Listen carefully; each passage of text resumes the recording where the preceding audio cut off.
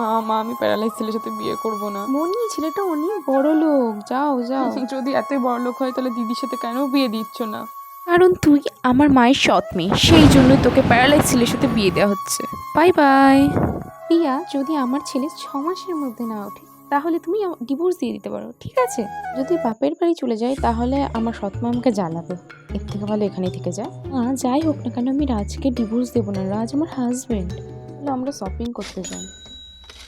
মা, দেখে তো মনে হচ্ছে ও অনেক বেশি খুশি আছে।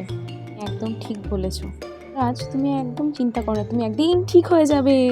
বৌমা, এটা তোমার জন্য, এটা আমাদের পূর্বপুরুষের দেওয়া চুড়ি, এটা তুমি পরো, এটা তোমার জন্য। থাক, দিতে হবে না, এটা থাক থাক, লাগবে না। রিয়া এই বাড়ির আসল বৌমা না, আসল বৌমা হচ্ছে রিমি, এটা হচ্ছে আমার মেয়ে।